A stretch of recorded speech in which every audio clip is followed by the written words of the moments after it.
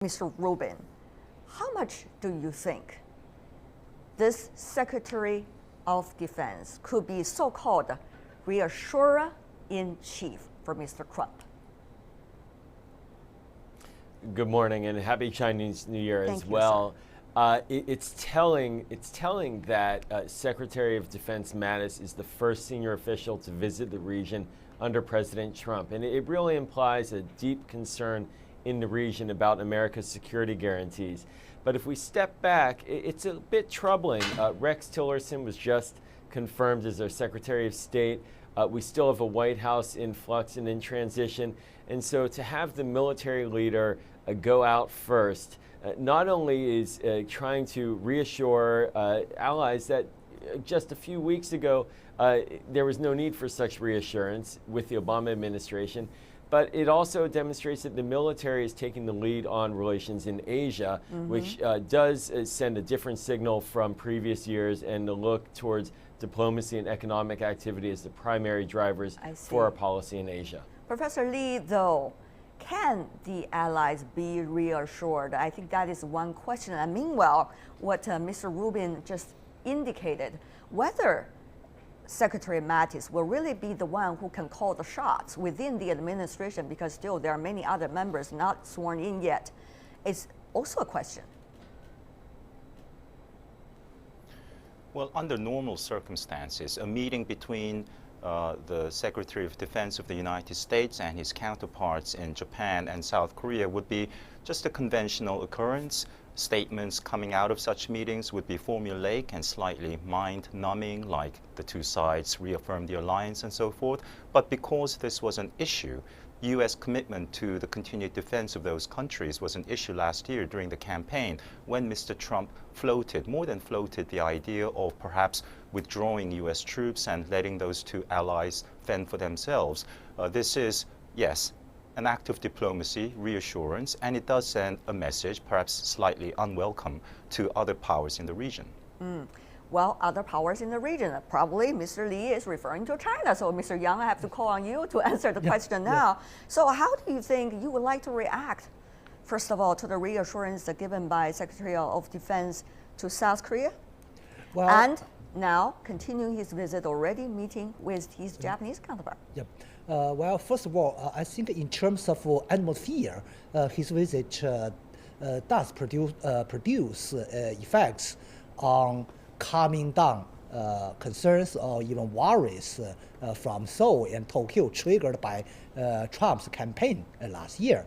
But in substantive issues, I think such a short visit can only contribute to lay a way or lay a bed for the continuation of discussion between two sides. So in short, the differences between the two sides are emerging because of Trump's readjustment of their security policy towards here. But regarding to Mattis' remarks about no necessary to be concerned about the said, I think it's nothing new. It's words repeatedly said by the previous administration and the current administration and to Chinese meanings, because if some country deploy anti-missile system nearby those states, U.S. will certainly have a big concerns. So that's the fact. We're going into something specific about the THAAD a bit later, but first let me ask you, Mr. Rubin, about United States and Japan. This is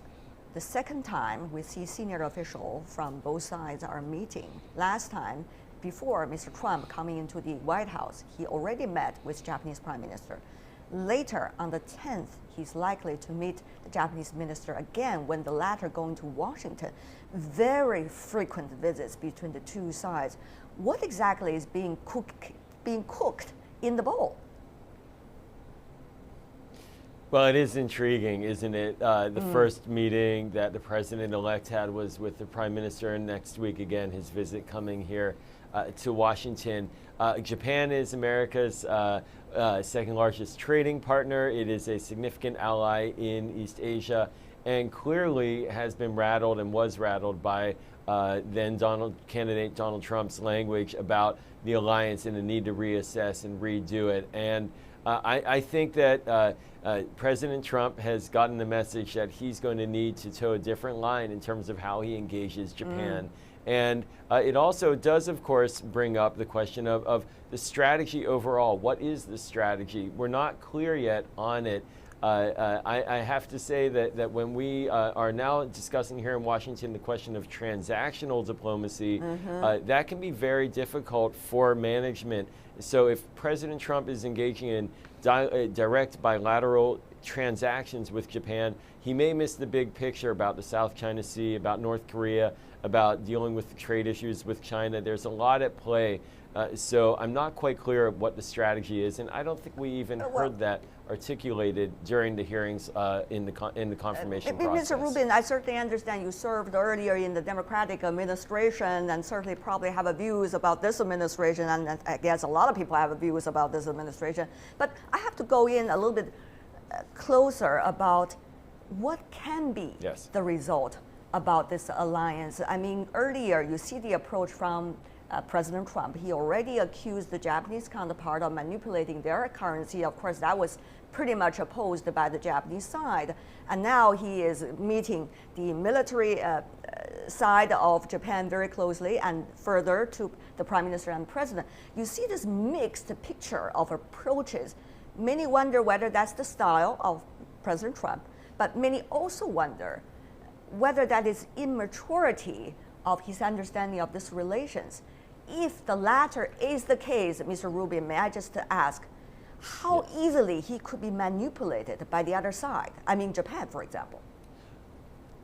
It's a very intriguing question. What we are seeing is that this president does tend to identify friends and foes, and will gravitate towards those who he perceives to be very friendly to him and to the United States, and really work on that relationship. And perhaps he's seeing that right now with Japan, certainly in the Middle East, Israel, a close American ally, the language related to Israel, and just the other day we saw our national security advisor verbally put Iran on notice and sort of ratcheting up the rhetoric. So the deepening relationship potentially with Japan, and ensuring and picking that as a potential very close partner on a variety of issues, that is something that we may be seeing. And I think there is a reason for concern about whether or not that will miss some of the broader issues at stake, and the ear then of the president being whispered into by our closest allies could potentially put us in a position that we may not strategically want to be in over time. I see. Professor Lee, I also want to invite your insights on this. I mean, on the one hand, you see Secretary of Defense try to reassure the alliance still exists, and also specific security alliance, particularly concerning some very controversial issues regarding the Diaoyu Island are standing. That's what Japan wants. But on the other hand, you also see some not necessarily systematic approach yet from the Trump administration toward Japan. What do you make of this mixture as well? Well, during the Obama administration, President Obama actually quite explicitly committed the United States to the defense of Japan on the thorny issue of Diaoyu, and that was a first. So that could be seen as an unprecedented provocation from other parties. Well, it remains to be seen what the Trump administration will do, but the Defense Secretary, in making a trip across the Pacific, flying for many hours, of course will visit Japan and South Korea. Can't do just one nation, because then the other nation grows a little nervous. Now, I think the more telling message will be if and when the newly confirmed Secretary of State visits Japan and South Korea and bypasses China or not. I remember Hillary Clinton, Secretary Clinton, made her first overseas visit in February 2009, very soon after Obama was inaugurated, to East Asia, to Japan, South Korea, and China, to make the point that the administration is focused on East Asia. I still remember when Secretary Clinton came to East Asia, we still have an exclusive interview with her. She, of course, is talking about the grand picture of China-U.S. relations. Mr. Yang, I want to invite your views here. Japan-China's relation has been one of the most sensitive in the region. Yep. territorial disputes, history issues, and the future strategic security issues in the region. When China looking at this mixed picture, can China react in any way? Can China work with Washington at this point to be able to make sure that Washington also understands Chinese side of the argument? Well, I think there are two categories of problems in China-Japan relationship. First category is the pure bilateral, like historical, like islands and so on. But the second category is more complicated. Say, on one hand, U.S. has been pushing Japan to increase their roles, change their functions of their military forces in this region. On the other hand, Abe administration has been speeding up their process of the military build-ups. So that injects a huge uncertainties on this region. So basically, bilateral issues can be managed and controlled, I'm confident, between Japan and China.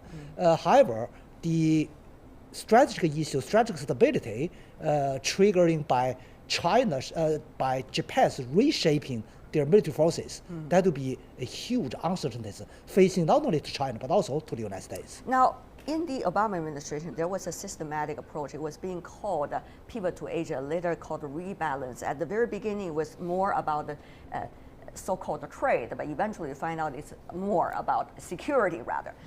Now, this administration is still in transition, but what do you think, Mr. Yang? You've been a diplomat in the region for a long time. What China can do to preempt some of the possibilities of uncertainty? I understand, Mr. Yang, China at this moment still cannot communicate very directly with the Trump administration. We haven't seen a phone call yet, but from China's perspective, how to present this part of the story extremely important. Well, I think basically Trump administration focused on two issues: economy, trade, and security. Both of the issues are quite hard and sharp with China. So basically, the earlier engagement between Beijing and Washington, the better. But now, all Beijing can do is wait and see, because on one hand, Trump administration remain in the process of forming their policy and the strategy. Just like our American colleague said, he didn't believe Trump has got a finalized strategy. But on the other hand, Trump really make big changes of their relation, both with the allied nations and the adversary nation like China. And that is only one country, Japan, United States. What about the other countries? South Korea, for example, China has consistently opposed the deployment of the THAAD in South Korea since it propped up. But Secretary Mattis said this, were it not for the provocative behavior of DPRK, we would have no need for THAAD out here. He also pointed out that THAAD should be a worry to no nation other than DPRK. Of course, that's his rhetoric coming from the American perspective. Professor Lee, you've been doing research about this for a long time. THAAD is such a sensitive issue, both for China and Russia. But now, Professor Lee, Russia's relation with Japan, with the United States, likely to change somewhat. So how is that likely to be portrayed in the region now?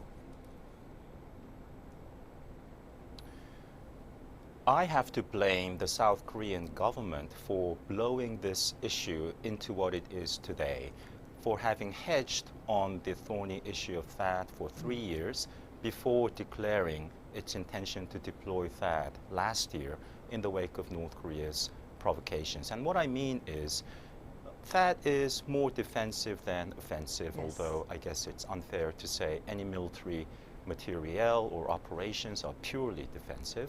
South Korea could have done it if it wanted to 3 years ago. And of course, China will raise objections. Russia, North Korea, and others will raise objections. But it's one of those things that can be managed better. So the fact that this is such an ongoing issue of contention among the powers in the region, it was totally unnecessary. When China went nuclear in the 60s, there was even talk of a joint military operation airstrike against China's nuclear reactor between the Soviet Union and the United States. Of course, nothing like that was ever undertaken because the risks were too high. My point is, South Korea, if it chooses to deploy THAAD, it will be done, but the key variable is the political chaos in South Korea. If a candidate from one of the leading, one of the opposition parties is Right. elected president this year, that plan could be nullified. Well, we remember, Mr. Yang, you were a diplomat working even in the Chinese embassy when the six-party talks took place. Think about that. That's so many years ago already. Yep. There's no solution. Obama administration practiced so-called strategic patience, meaning doing nothing about the DPRK nuclear issue. And new administration coming in seems to be much more provocative, and yet not necessarily having a solution. Meanwhile, mixed with Professor Lee just said, the internal political struggles inside South Korea, even the new Secretary General of the United Nations has quit for campaigning as the president. So, Mr. Yang, what is the nature of that issue now between United States and South Korea? Well, I think both U.S. and South Korea has been suffering from the dilemmas for decades long. For South Korea, they are in dilemma between the linkage or de-linkage between inter-Korean relation cooperation and the denuclearization. And for the United States, they can neither use big enough stake nor big enough carrots. So, and then to give a conclusion, say, okay, just go to the strategic patience. Now, the development of the North Korean nuclear proved that strategic patience and all of the previous approachments are failed.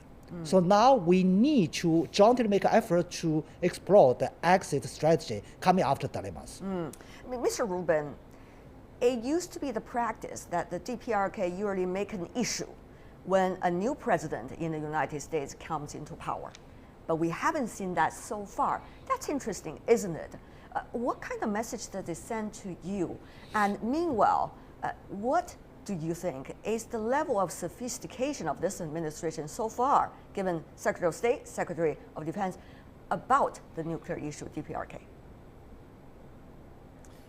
Usually, you're right. We see the North Korea issue flare up early on. And in fact, it's understood that President Obama told then President-elect Trump that North Korea would be his first crisis. So what we may be seeing with the General Mattis visit, and I should say Secretary Mattis, pardon me, with the Secretary Mattis visit is sort of a preemptive verbal strike to North Korea to say, do not test, do not go further, we're not going to stand for it, an attempt to show a bit of a more muscular approach. And that does seem to be where President Trump is trying to take American foreign policy right now, be it with Mexico, be it with Australia, and a phone call the other day with the Prime Minister that they say did not go well.